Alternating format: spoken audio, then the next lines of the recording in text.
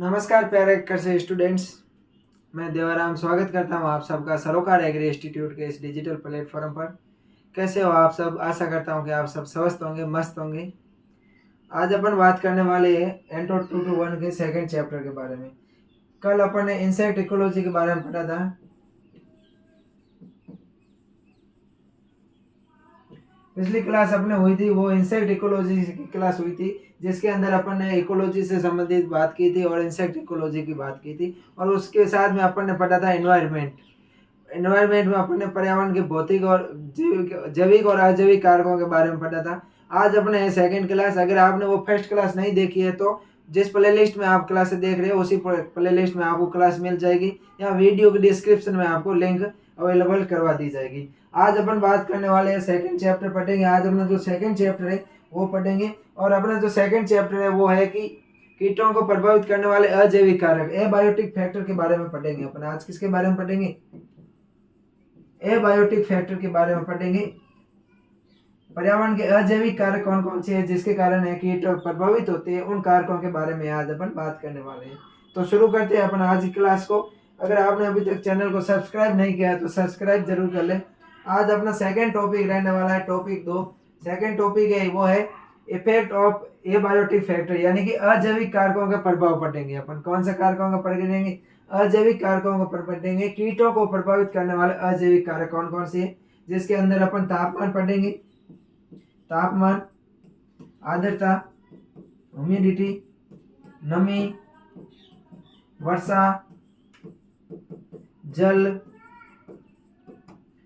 उसके साथ में अपन वायु, जो वायु गति है वो पढ़ेंगे। वायु दाब पढ़ेंगे, पर्यावरणीय दाब या वायु दाब पढ़ेंगे। उसके साथ में अपन जो पढ़ेंगे वो बात करने वाले मर्दीय कारक। कौन से? मर्दीय कारक। ये सब जो कारक है वो है अजैविक कारक है, ये कीटों को प्रभावित करते हैं। अजैविक कारक है जो मुख्य रूप से कीटों को प्रभावित करने वाले अजैविक कारकों की मैं बात करूं तो इसमें टेम्परेचर आता है, ह्यूमिडिटी आती है, नमी आती है, रेन आती है, वर्षा, जल आता है, वायु गति, पर्यावरणीय दाब, और जो मर्दी कारक है ये मुख्य रूप से कीटों की वृद्धि को और कीटों के गुणन को है प्रभावित करता है, जनन को प्रभावित करता है। तो इसमें पहला अपना एबायोटिक फैक्टर है अजैविक कारक, जिसमें तापमान, नमी, आर्द्रता, प्रकाश, लाइट, एक प्रकाश और लिख लो, प्रकाश। प्रकाश भी है कीटों को प्रभावित करता है। पानी या वर्षा, वायुमंडलीय दबाव, वायु धाराएं, और एडेफिक कारक। एडेफिक कारक का मतलब होता है मर्दीय कारक। ये मुख्य रूप से है जो अजैविक कारक है, ये कीटों को प्रभावित करते हैं। तो अपन अभी एक एक कारक को देखते हैं कि कौन से कारक किस प्रकार से कीटों को प्रभावित करता है। तो पहला अपना जो फैक्टर है वो है टेम्परेचर। कौन सा है? टेम्परेचर। अगर मैं टेम्परेचर की बात करूं तो कीटों के लिए जो टेम्परेचर होता है वो सबसे महत्वपूर्ण घटक है। कीटों को दो तरह से टेम्परेचर है वो प्रभावित करता है, एक तो प्रत्यक्ष रूप से और एक अप्रत्यक्ष रूप से। कीटों के लिए जो इष्टतम तापमान होता है वो लगभग 30 से 35 डिग्री सेल्सियस होता है। कितना होता है? 30 से 35 डिग्री सेल्सियस है वो कीटों के लिए इष्टतम तापमान होता है। विकास और उपापचय पर सीधे कार्य करना जो उनकी बहुता को निर्धारित करता है, बहुतायत को निर्धारित करता है, उनकी संख्या को है जो तापमान निर्धारित करता है। दूसरा है अप्रत्यक्ष रूप से भोजन और अन्य पर्यावरणीय कारकों जैसे नमी, हवा आदि के माध्यम से भी यह तापमान प्रभावित करता है। अगर पर्यावरण के अंदर तापमान की मात्रा बढ़ जाती है तो नमी की मात्रा है वो घट जाएगी। यह अप्रत्यक्ष रूप से है वो तापमान प्रभावित करता है, और प्रत्यक्ष रूप से सीधे तौर पर है जो शरीर पर क्रिया करके है कीटों की संख्या को प्रभावित करता है। कीट होते हैं ये ठंडे खून वाले जीव होते हैं। कैसे होते हैं? कीट होते हैं ये ठंडे खून वाले जीव होते हैं, यानी कि इसके तापमान के उतार चढ़ाव के है वो शरीर का इनका ताप है वो नियंत्रित नहीं रहता है। जैसे अपना 37 डिग्री तापमान है, जो मानव शरीर है 37 डिग्री तापमान निश्चित रहता है। अगर मानव 0 डिग्री सेल्सियस पर रहेगा तो भी उसके शरीर का तापमान 37 डिग्री रहेगा। अगर मान लो राजस्थान के तपतपी धूप के अंदर 50 डिग्री सेल्सियस के अंदर मानव रहता है तो भी उसका तापमान है वो 37 डिग्री ही रहता है। इनका तापमान होता है, अपन जो है गर्म खून वाले होते हैं, अपना तापमान होता है वो नियत रहता है। लेकिन जो ये कीड़े होते हैं, कीट पतंग होते हैं या इंसेक्ट होते हैं, इनका खून ठंडा होता है, यानी कि अगर इनको 0 डिग्री सेल्सियस तापमान पर रखा जाता है तो इनका खून है वो जम जाता है, ठंडा हो जाता है। अर्थात उनके शरीर के तापमान को नियंत्रित करने के लिए उनके पास कोई भी सटीक तंत्र नहीं होता है। इनके तापमान को नियंत्रित करने के लिए इनके पास कोई सटीक तंत्र नहीं होता है, इसलिए इनके शरीर का तापमान वातावरण पर निर्भर करता है।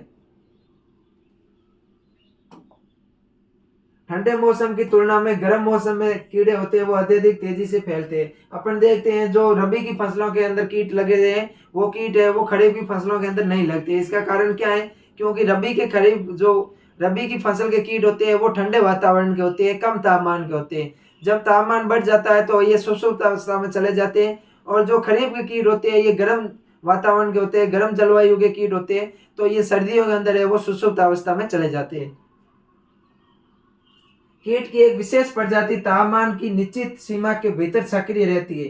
तापमान की एक निश्चित रेंज होती है, उसी के भीतर सक्रिय रहती है। जैसे मैंने बताया 30 से 35 डिग्री सेल्सियस ये इष्टतम तापमान होता है। इस तरह सीमा की पसंदीदा तापमान सीमा या तापमान फ्रीडम कहा जाता है। इस तरह की जो सीमा होती है इसको इष्टतम तापमान कहते हैं। क्या कहते हैं? इष्टतम तापमान। अब दूसरा है वो है ह्यूमिडिटी या आर्द्रता। अब अपन देखते हैं कि आर्द्रता है ये कीटों को किस प्रकार से प्रभावित करती है। आर्द्रता क्या होती है कि अन्य जीवों की तरह सभी कीड़ों की शारीरिक संरचना में ज्यादातर पानी होता है। जैसे जिस प्रकार अन्य जीवों के शरीर में पानी होता है उसी प्रकार भी कीट होते हैं, कीटों के शरीर में भी क्या होता है? पानी होता है। अधिकांश कीटों में 80 से 90% पानी होता है। अधिकांश कीट होते हैं इनके शरीर में 80 to 90% क्या होता है? पानी होता है। 80 to 90% पानी होता है जो ह्यूमिडिटी को एक तरह से प्रभावित करती है कीटों की संरचना को। पानी कोशिका के प्रोटोप्लाज्म का एक आवश्यक घटक होता है। जो कोशिका का प्रोटोप्लाज्म होता है, कोशिका द्रव्य होता है, वो है जो पानी है वो कोशिका द्रव्य का क्या होता है? एक आवश्यक घटक होता है। किसी भी शरीर के अंदर सभी महत्वपूर्ण प्रक्रियाओं के लिए है वो पानी की आवश्यकता होती है, नमी की आवश्यकता होती है।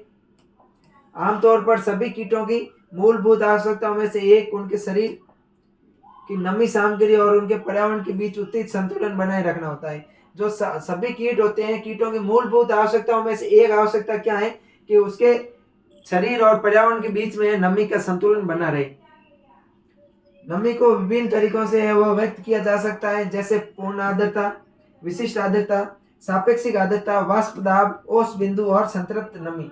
नमी को किन प्रकार से अपन व्यक्त कर सकते हैं? नमी को पूर्ण आर्द्रता के रूप में व्यक्त कर सकते हैं, विशिष्ट आर्द्रता के रूप में नमी को व्यक्त कर सकते हैं, सापेक्ष आर्द्रता के रूप में नमी को व्यक्त कर सकते हैं, वाष्प दबाव और औस बिंदु, संतृप्त नमी आदि से अपन को है नमी को व्यक्त कर सकते हैं।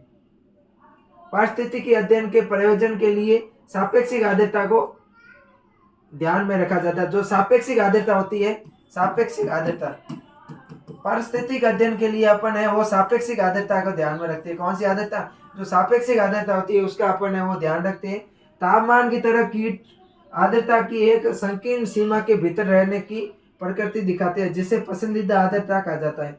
जिस प्रकार तापमान होता है, तापमान की एक निश्चित रेंज होती है, उसी के भीतर है वो कीट रहना पसंद करते हैं। उसी प्रकार आर्द्रता की भी एक निश्चित रेंज होती है, उस निश्चित रेंज के अंदर है वो कीट रहना पसंद करेंगे। उस रेंज को क्या बोलते हैं? पसंदीदा आर्द्रता कहा जाता है।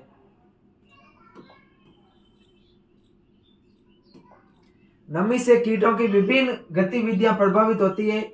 बढ़ती आर्द्रता के साथ कीटों में वाष्पोत्सर्जन की दर बहुत बढ़ जाती है तथा भूरी के प्यूपा के सर्द ऋतु में, सर्दियां और यहाँ तक कि गर्मियों की शुरुआत में जब शुष्क स्थिति होती है तब डायपोज की स्थिति में होते हैं। पहली भारी बारिश के साथ ही डायपोज टूट जाता है और पतंगे उड़ने लगते हैं। इसी प्रकार ग्रास हॉपर के मामले में अंडे गर्मियों में डायपोज में होते हैं और ये केवल मानसून के आगमन पर ही टूटते हैं। अपन देखते हैं कि कई बार क्या होता है, जब बारिश हो जाती है तो बारिश के बाद में जैसे ही फर्स्ट बारिश होती है उसके बाद में अपन संध्या के टाइम देखते हैं तो बहुत सारे कीट पतंगे उड़ते रहते हैं। उनका कारण क्या है कि उनको अच्छी मात्रा में वो नमी मिल जाती है, जिसके कारण उनकी डायपोज स्टेज है वो टूट जाती है, उनके पंख निकल आते हैं और वो उड़ने में सहायक होते हैं। इसलिए वो आर्द्रता कीटों के लिए बहुत ही इंपॉर्टेंट होती है। आर्द्रता की कोई निश्चित सीमा नहीं होती है, आर्द्रता की है कोई निश्चित सीमा नहीं होती है। अब तीसरा है वो है रेन या वाटर। रेन या वाटर अपन कह सकते हैं, जिसको जल या वर्षा कीटों को किस प्रकार से है वो प्रभावित करते हैं, अब उनके बारे में अपन बात करते हैं। वर्षा का एक पारिस्थितिकी कारक है। वर्षा क्या है? एक प्रथम पारिस्थितिकी कारक है जिसका आपस में गहरा संबंध है। आर्द्रता वर्षा पर निर्भर करती है। वर्षा तथा आर्द्रता है वो एक पारिस्थितिकी कारक है जिसका आपस में संबंध होता है। वर्षा होती है वो आर्द्रता होती है वो वर्षा पर निर्भर करती है। अगर वर्षा अधिक है तो आर्द्रता अधिक होगी।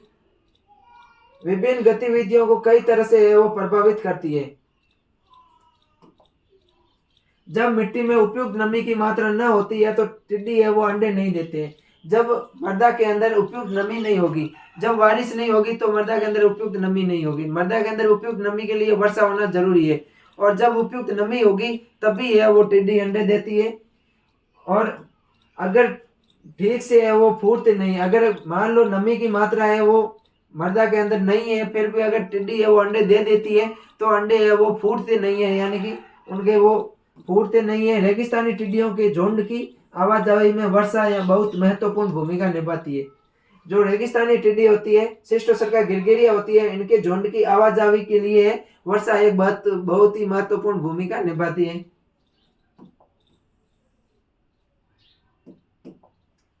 कीड़ों के पंख वाले रूप गर्मियों के दौरान कुछ समय के लिए है वो उड़ने के लिए तैयार होते हैं, लेकिन वास्तव में बारिश की अच्छी बौछार के बाद ही वो बाहर आते हैं।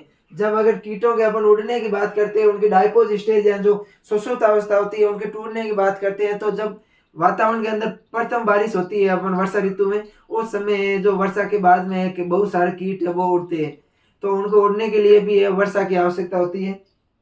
काली चिट्टियां और दीमक के उद्भव में वर्षा महत्वपूर्ण भूमिका निभाती है। जो काली चिट्टी और दीमक होती है उनके उद्भव के लिए है वो बारिश है वो महत्वपूर्ण भूमिका निभाती है। तो अपन ने 3 कारक है वो अजैविक कारक पढ़ लिए, जिसमें अपन ने तापमान, आर्द्रता और तीसरा पढ़ा है वर्षा या जल।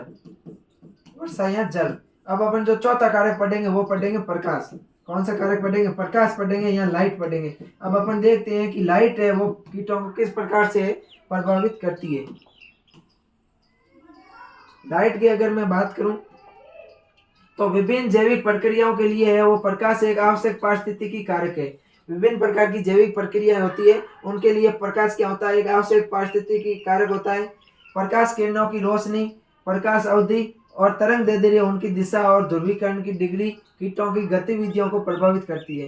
क्या होती है कि प्रकाश की किरणें, प्रकाश की रोशनी, प्रकाश की अवधि, प्रकाश की तरंग दैर्ध्य और उनका ध्रुवीकरण की जो डिग्री होती है यह कीटों की गतिविधियों को प्रभावित करती है। कीटों के विकास के दौरान प्रकाश की आवश्यकता विभिन्न प्रजातियों के लिए भिन्न भिन्न होती है। जब कीटों के विकास होता है, कीटों की विकसित होने की अवस्थाएं होती है, उन अवस्थाओं में कीटों को अलग अलग है वो स्टेज में प्रकाश की आवश्यकता होती है। अलग अलग प्रजातियों के लिए अलग अलग प्रकाश की आवश्यकता होती है। रेशम कीट अंधेरे की तुलना में प्रकाश में अधिक विकसित होता है। जो रेशम कीट होता है, रेशम कीट का विकास होता है वो अंधेरे की तुलना में प्रकाश में वो अधिक होता है। जबकि कंपास के चित्तीदार बोलवर्म है वो और लाल बालों वाली जो कैटरपिलर होती है वे अधिकांश अंडे वो अंधेरे में देते हैं। तो कपास का बोलवर्म और जो कैटरपिलर होती है इनकी पतंग है जो अपनी अधिकांश अंडे होते हैं वो किस समय देते हैं? अंधेरे में देते हैं। एग्रोटिक्स सोसिलॉन के जो लार्वा होते हैं वो दिन के दौरान खुद को छिपाकर सूरज की रोशनी से बचने की कोशिश करते हैं और अंधेरे के दौरान है वो पौधों को खाने का कार्य करते हैं। इस प्रकार एक प्रकाश भी है जो कीटों को प्रभावित करता है। अगला है अपना वो है एयर करंट या वायु बहाव।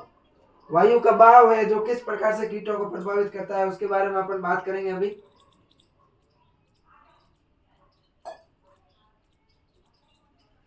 कीटों के विस्थापन में महत्वपूर्ण भूमिका निभाती है। जो वायु का बहाव है वो कीटों के विस्थापन में महत्वपूर्ण भूमिका निभाती है।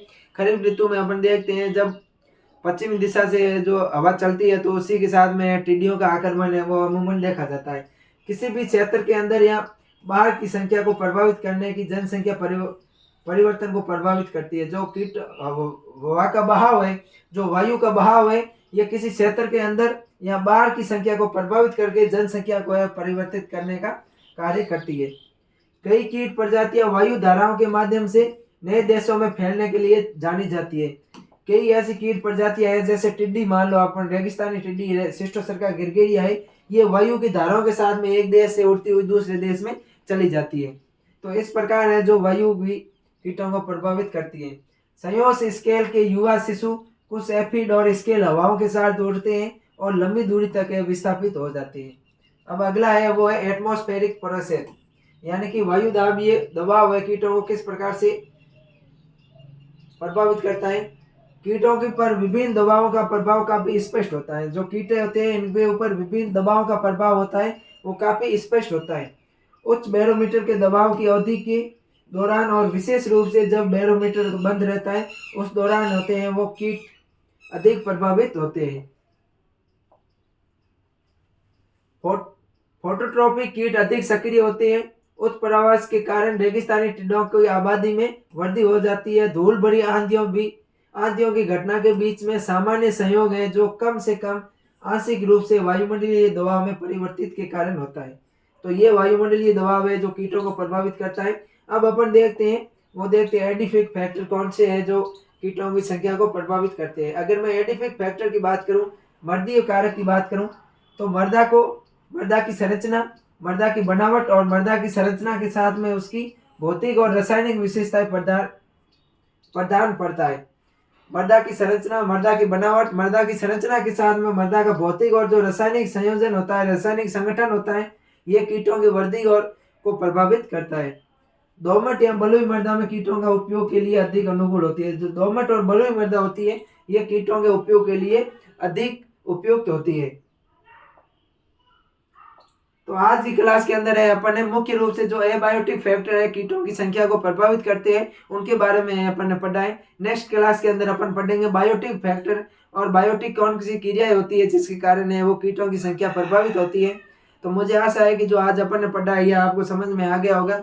फिर भी अगर कोई चीज़ आपको समझ में नहीं आती है तो आप कमेंट करके वो बता देना।